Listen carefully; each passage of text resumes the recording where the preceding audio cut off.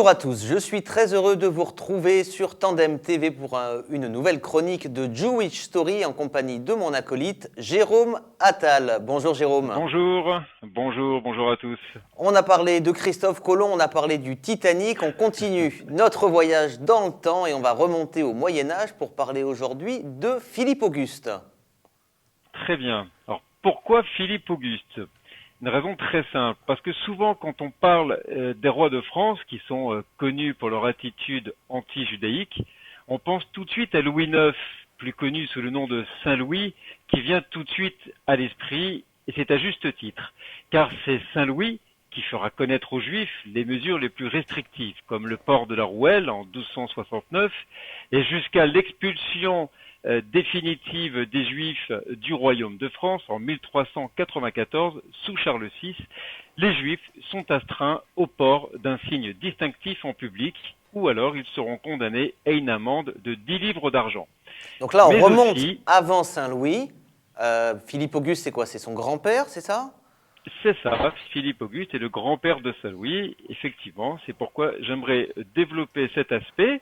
Donc, je ne vais pas trop m'attarder sur Saint-Louis, bien que ça pourrait faire l'objet d'une émission Une émission complète. entière, ouais. Absolument, puisque c'est lui, par exemple, qui va aussi faire l'interdiction d'accéder à certains métiers, qui va être à la source de conversion de force, ou fera brûler les livres saints comme le Talmud. Après une disputation, par exemple, que tout le monde connaît, persuadé en plus par un juif converti au christianisme, connu sous le nom de Nicolas Donin, que le Talmud a un contenu antichrétien. Et c'est pour finir finalement sur la place de l'Hôtel de Ville à Paris aujourd'hui qu'il fera brûler les Talmuds. Ça, c'est un célèbre épisode de l'histoire de France. On sait que Saint-Louis surtout considérait que les Juifs étaient responsables collectivement de la mort du Christ. Mais comme tu me l'as très bien dit, Jérôme, je ne vais volontairement pas déborder sur Saint-Louis car cela fera l'objet d'une autre émission. Voilà, c'était juste un petit teasing pour la prochaine émission qu'on fera dédiée à Saint-Louis. Donc on remonte le temps au Moyen-Âge, le grand-père de Saint-Louis, Philippe Auguste. Et donc je vais développer à travers de 4 ou 5 faits étonnants au sujet de Philippe Auguste que beaucoup ignorent.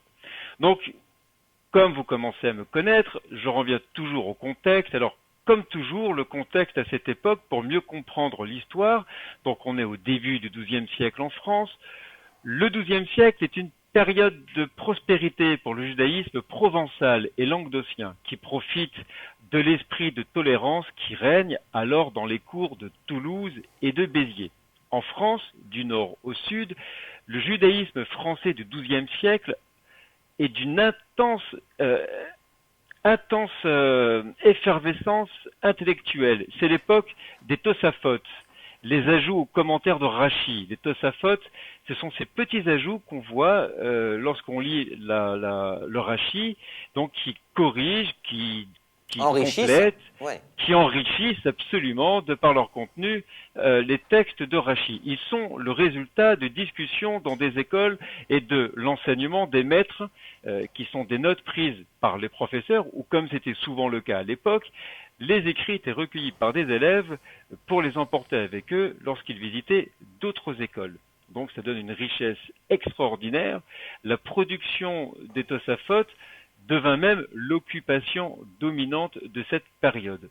Et les étudiants, cette époque, parcouraient tout le pays, passant de maître en maître, et cela a donné naissance à de grands maîtres de la Torah. Donc on est dans un monde où les Juifs sont plutôt tranquilles, plutôt heureux, richesse intellectuelle, a priori tout va bien. Jusque-là, tout va bien. Donc, ceux qui ont fait les Tosafot étaient en généralement des membres de la famille de Rachi, comme Yehuda ben Nathan, son gendre, le continuateur également de son commentaire du Talmud, mais aussi Meir, un autre gendre devenu ensuite directeur de l'Académie de Troyes après la mort de Rachi. Yaakov Tam, également plus connu sous le nom de Rabbeinu Tam, et le fils de Meir, qui sont les véritables fondateurs de l'école des Tosafistes. Fin de la parenthèse. En 1137, le roi Louis VII, donc là on est sur le père de Philippe Auguste, donc 1137, Louis VII dit le jeune, montre également une relative tolérance envers les Juifs. Il est même accusé d'offenser Dieu par la protection qu'il accorde aux Juifs. Donc, rassurez-vous, il se rattrapera en vouant une chasse aux Juifs convertis au christianisme, mais qui continuent à pratiquer le judaïsme en secret, un peu comme les maranes en Espagne. Après l'Inquisition. Après l'Inquisition. 2 ans plus tard, quand le pape Innocent II entre à Paris en 1139, les représentants de la communauté juive sont autorisés à se présenter, voulant honorer le pape, donc les Juifs, porte de Sefer Torah, saluèrent le pape avec respect, auquel malheureusement le pape leur répondit avec mépris que Dieu déchire le voile qui cache vos cœurs. Puis en 1144, alors 1144 c'est une année très importante dans l'histoire du peuple juif. Pourquoi ? Parce que c'est l'année du premier cas connu d'accusation de meurtre rituel avec l'affaire Guillaume de Norwich en Angleterre. Alors ces accusations, on va les retrouver ensuite tout au long de l'histoire, jusqu'au XXe siècle. Malheureusement, c'est pas terminé. Mais tu nous dis que le premier cas, c'est cette année, il y a presque 900 ans, 1144. Alors, en 1144 est une année importante dans l'histoire du peuple juif. Pourquoi ? Parce que c'est l'année du premier cas connu d'accusation de meurtre rituel avec l'affaire Guillaume de Norwich en Angleterre. Alors, j'ouvre juste une rapide parenthèse pour ceux qui ne savent pas ce qu'est les accusations de meurtre rituel. C'était la croyance que les Juifs avaient besoin de sang chrétien pour la fabrication de galettes pour la fête de Pessah. Et donc, évidemment, était d'excuse pour massacrer et s'approprier les biens des Juifs. Et même si, évidemment, jamais l'une d'elles n'a été fondée, cette accusation serva d'excuse jusqu'au XXe siècle, puisque la dernière en date était en 1946, quand les Polonais, à Kielce, accusèrent les Juifs, alors rescapés de la Shoah, d'une accusation de meurtre rituel contre des enfants chrétiens pour faire un pogrom. Et donc les accusations de meurtre rituel ont couru de 1144 à 1946. J'en ai compté 123 pour être précis. Wow. En France aussi, en 1179, une accusation de meurtre rituel contre les Juifs parisiens accusés d'avoir assassiné à Pâques un chrétien. Et tout est parti de 1144. Voilà pourquoi c'est une année qui est très importante dans l'histoire du peuple juif. À cette époque, en France, on sait aussi qu'il y avait une communauté à Avignon, à Étampes ou à Lunel, qui est à l'époque un important centre philosophique. Voilà pour le contexte. Maintenant, j'en viens à Philippe Auguste. J'ai dit précédemment que l'anti-judaïsme en France a commencé à se manifester à partir de 1180. Pourquoi cette année ? Parce que le 1er novembre 1179, c'est le couronnement de Philippe II en la cathédrale de Reims et devient alors roi à l'âge de 15 ans. C'est le grand-père de Saint-Louis. Les éléments dont on dispose sont rapportés par Rigord. Et là, j'ouvre une parenthèse pour le présenter. Rigord est un moine et un chroniqueur contemporain à Philippe Auguste. Témoin direct, il rédige une chronique du règne du roi à partir de sa propre expérience et nous a fait parvenir des éléments d'une incroyable importance historique. Alors on va juste insister sur le fait qu'un témoin contemporain des événements soit chroniqueur et nous relate ces événements. C'est d'une richesse d'un point de vue historique, historiographique qui est très importante. Alors comme toujours, c'est quelqu'un proche du roi, donc on peut imaginer qu'il n'y a pas d'objectivité dans ses écrits, mais certainement un témoin si proche des faits, on peut se baser sur ses écrits pour savoir exactement l'état d'esprit de l'époque. Et quelqu'un de très important qui est à l'écoute du roi, puisque c'est lui par exemple qui donna à Philippe II de France le surnom d'Auguste. Il nous a appris surtout, et là c'est le plus important, la source de l'anti-judaïsme de Philippe Auguste. À cette époque, Paris contenait des juifs très riches. Les commerçants chrétiens jalousaient leurs collègues juifs. Par exemple, on sait qu'il y avait un moulin appartenant à des juifs très riches. Et c'est ainsi que le 14 mars 1181, immédiatement après son couronnement, donc Philippe Auguste ordonna que les juifs soient arrêtés un samedi dans toutes les synagogues et dépouillés de leur argent, saisit leur or, tous leurs meubles, et comme si cela ne suffisait pas, il a aussi demandé à saisir leurs vêtements. Il libéra ensuite les Juifs qu'il avait fait arrêter contre une rançon de 15 000 marques d'argent. Donc une somme colossale. Okay. Une somme colossale probablement. Ensuite, il les expulsa, confisqua leurs terres, leurs maisons, dispensa tous les sujets de payer les sommes dont ils étaient redevables aux Juifs contre 1/5 de la dite somme due, pour enfin, l'année suivante, les expulser à nouveau et saisir encore leurs biens, etc. Enfin, en 1198, il permet aux Juifs de revenir à Paris en échange d'une nouvelle somme d'argent. Mais là encore, il fait annuler les dettes contractées à l'égard des Juifs. Ce que tu nous dis est incroyable parce que ça veut dire qu'on a un roi de France qui décide donc d'arrêter les Juifs, de les déposséder de leurs biens jusqu'à leurs vêtements, de les expulser et de dire que toutes les dettes, parce qu'une partie d'entre eux étaient des prêteurs d'argent, toutes les dettes que des non-juifs ont contractées auprès d'eux sont annulées à partir du moment où une petite partie de cette dette est versée au roi de France. C'est ça. Donc le roi de France, il récolte une fortune colossale par cette expulsion des Juifs. Absolument. C'est une Incroyable. affaire rentable. Et derrière, il les fait revenir et il recommence le même manège avec cette même extorsion de fonds. C'est ce que j'allais dire, c'est le premier fait étonnant, justement, puisque Philippe Auguste, vous l'aurez compris, inventa la spoliation des Juifs, une nouveauté qui, bien sûr, fera fortune dans l'histoire. Incroyable. Et rapidement, comme d'autres après lui, comme Colbert, par exemple, qui voyait l'intérêt financier de la communauté juive dans son royaume. Deuxième fait étonnant que Rigord nous apprend, surtout une chose très importante, Philippe Auguste avait peur que, comme les Égyptiens, les Juifs quittent la France en la dépouillant de ses richesses et ruinant ainsi le pays, comme pensait-il ils avaient fait avec l'Égypte. Alors ça, c'est une réécriture de l'histoire de Pessard qu'on ne connaît pas, ça. Complètement. Nous, on connaît l'histoire des Hébreux esclaves qui fuient en vitesse avec leur pain qu'ils n'ont pas eu le temps de faire lever. C'est Rigord qui l'a dit, hein. Alors attention, hein. Moi j'ai lu Rigord, mais alors quand on lit les écrits de Rigord, il faut avoir le cœur accroché. Et donc, la façon dont qu'il a de décrire les Juifs à cette époque, évidemment, aujourd'hui ça passerait pas, il faut vraiment avoir le cœur solide et accroché.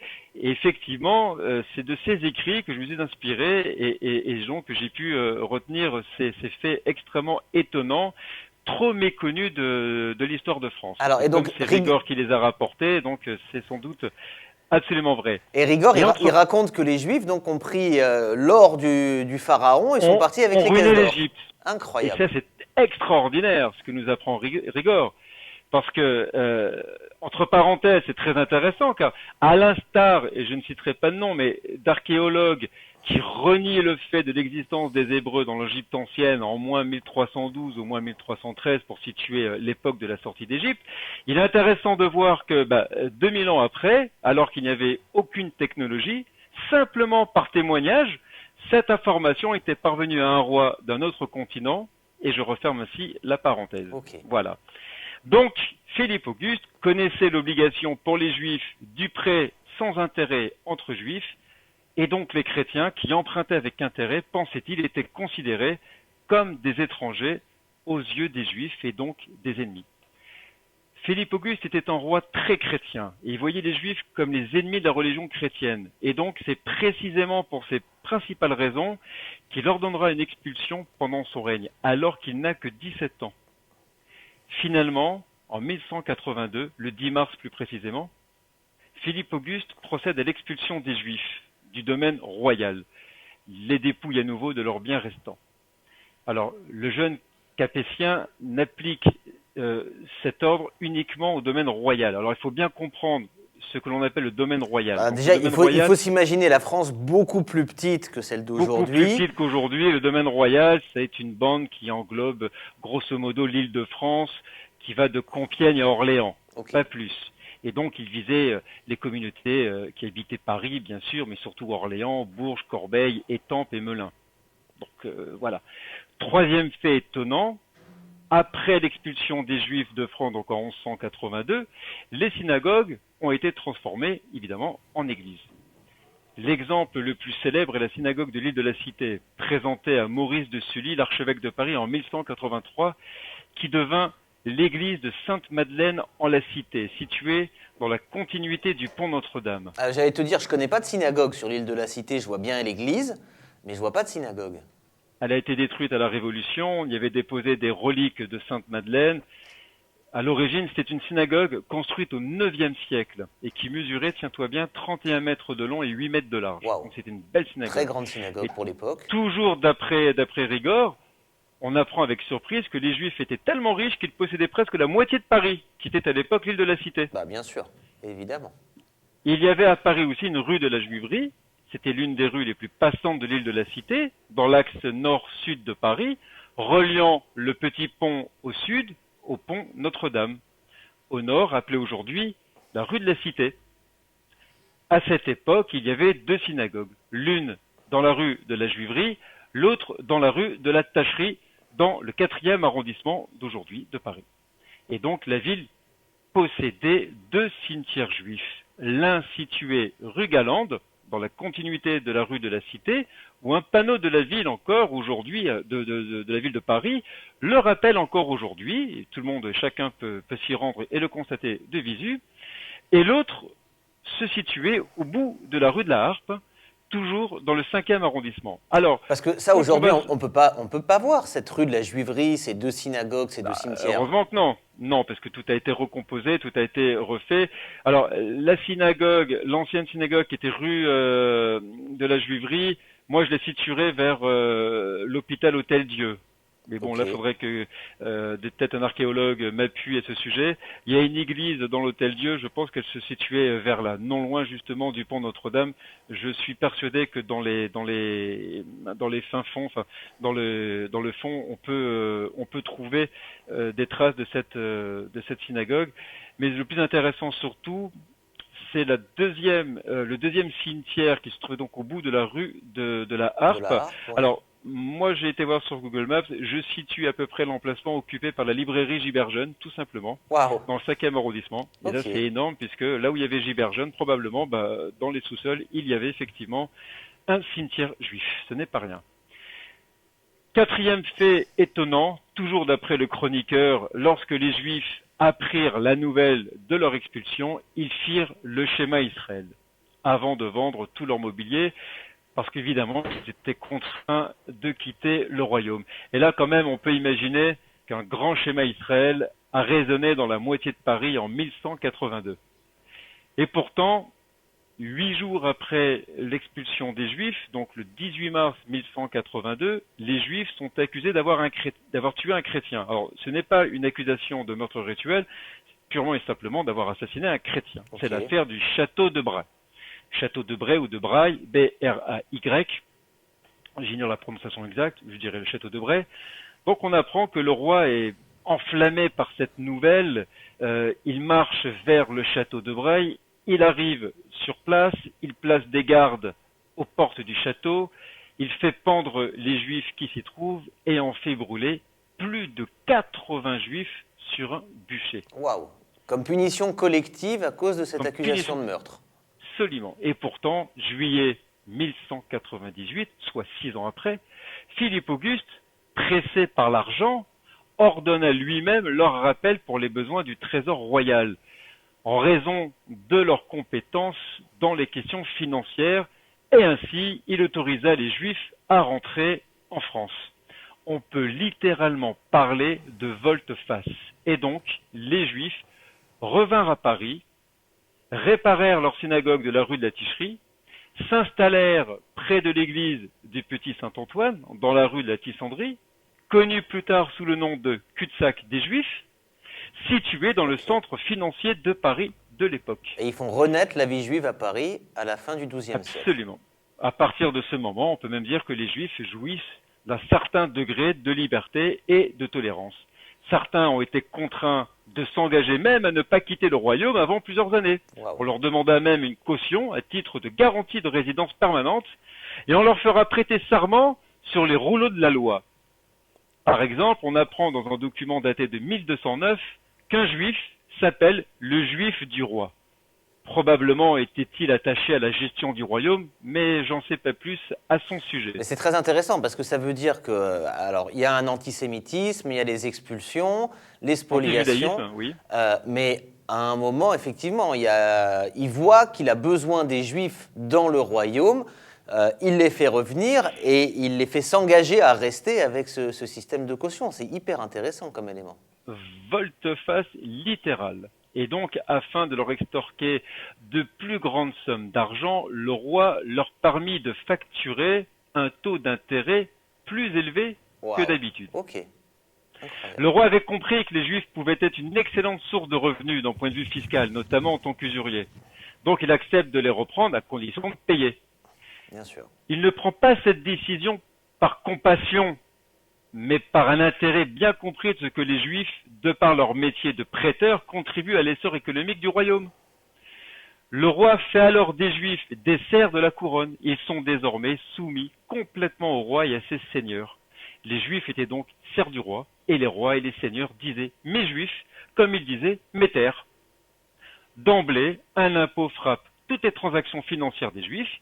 Il mit sous contrôle leurs affaires, fixa le taux d'intérêt légal, les obligea à faire apposer des scellés sur tous leurs actes, et naturellement, ce commerce taxé était payé par les Juifs. Et désormais, il y avait dans le trésor royal un compte spécial appelé produit des Juifs. Philippe Auguste, pour citer encore l'historien contemporain Rigord, contrairement à l'attente générale et malgré son propre édit, quand le roi rappela les Juifs à Paris, il fit subir aux églises de Dieu de grandes persécutions. Par ces mots, il nous apprend donc que le roi rappela les Juifs à contre-cœur et donc uniquement par intérêt financier. Et finalement, en 1219, il ordonna aux Juifs de porter la rouelle comme c'était imposé par le concile de Latran 4 ans auparavant. Okay. Et pour le prouver d'ailleurs, Isaac ben Moses de Vienne, auteur de l'Or Zaroua, qui se trouvait en France à cette époque, a rendu compte de discussions sur la possibilité de porter ou non la rouelle le Shabbat. Bien sûr. Comment expliquer donc que Philippe Auguste ait fait volte-face? Et là, à mon avis, ses premiers actes étaient surtout les desiderata d'un adolescent qui était désireux de prendre le contre-pied de la politique de son père. Souvenez-vous, Louis VII, qui se montrait trop tolérant vers les Juifs. Et pour faire montre d'autorité, et malgré son jeune âge, et s'imposer au mépris, il a voulu s'imposer, il a fait donc au mépris des Juifs. C'est selon moi ce qui explique ce volte-face. Tout à fait, parce que tu le disais tout à l'heure, il est arrivé au pouvoir très jeune. Donc je pense qu'on peut logiquement penser qu'il avait besoin de taper du poing sur la table et d'essayer de gagner en autorité, en légitimité avec ce type de décision. Absolument. En résumé, et c'est là le plus important, loin de vouloir refaire l'histoire de France, mais surtout de bien soulever ces faits importants, ce que j'aimerais que l'on retienne aujourd'hui, quand même, c'est qu'en résumé, Philippe Auguste confirme la sortie d'Égypte, que les Juifs possédaient environ la moitié de Paris, c'est-à-dire l'île de la Cité, que les Juifs firent le schéma Israël à l'annonce de leur expulsion, que c'est Philippe Auguste qui inventa le concept de spoliation des Juifs, que le trésor royal avait un compte spécial appelé Produit des Juifs et qu'à Paris, la rue de la Cité sur l'île de la Cité, aujourd'hui, s'appelait la rue de la Juiverie. Donc, si vous passez par la rue de la Cité face à la cathédrale Notre-Dame, rue de la Cité, sachez qu'avant, au XIIe siècle, c'était la rue de la Juiverie. Et donc, en conclusion, je trouve vraiment dommage que l'histoire de France ne s'attarde pas assez sur l'importance de ce qu'a été l'histoire juive en France. Parce que bien que nous soyons dans une civilisation judéo-chrétienne, c'est vrai qu'il y a une partie judéo qui passe souvent sous radar, mais grâce à toi, mon cher Jérôme, on va essayer de J'allais te dire, on est là pour réparer ça, et grâce à nous, on va Absolument. vous faire découvrir tous ces éléments de l'histoire des Juifs qui sont si peu abordés. Alors, merci beaucoup pour tous ces éléments. Peut-être un dernier mot, on va rappeler qu'on peut te suivre sur Twitter. Tu vas nous redonner tout de suite les informations pour te suivre et sur le site internet qui va voir le jour dans peu de temps. Il est en préparation. Derrière moi, vous avez une banderole, vous avez déjà le logo, histoiredupeuple-juif.com. Beaucoup. Là, je vais synthétiser toutes mes notes. Il y en a énormément, parce que je lis beaucoup. Je réunis tout sur des notes et je vais essayer de tout condenser. et de rendre accessible aux tous pour tout le monde. Naturellement, mon but étant de combattre l'antisémitisme par la connaissance, car je reste persuadé que beaucoup d'antisémites ne le sont que parce que ils ont été, comment dirais-je, leur manque a été comblé par le discours d'extrémisme, et c'est dommage. Si tout le monde avait cette culture, je pense qu'il y aurait beaucoup moins d'antisémitisme en France en tout cas. C'est Voilà. certain. Et tous les jours, on Et peut te sur retrouver Twitter, sur Twitter, l'éphéméride, hashtag. absolument, arrobase Jérôme Attal off, les 3 mots de officiel, parce qu'il y a plusieurs Jérôme Attal, donc Jérôme Attal OFF, pour me suivre sur Twitter avec plaisir. Eh ben, Voilà, génial. Merci beaucoup, Jérôme. À très bientôt avec sur plaisir. Tandem TV pour une nouvelle Jewish Story. Avec plaisir. Au revoir.